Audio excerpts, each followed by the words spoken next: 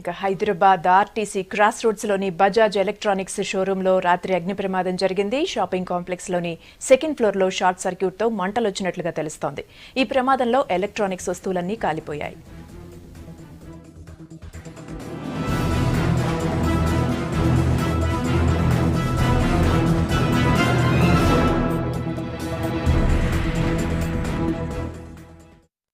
పదకొండవ ప్రాంతంలో Bajaj electronics RTC cross road ఉన్న 4వ అంతస్తులో మంటలు నోటీస్ చేయడం జరిగింది. అక్కడ పొగలు కూడా పెద్ద ఎత్తున రావడం జరిగింది.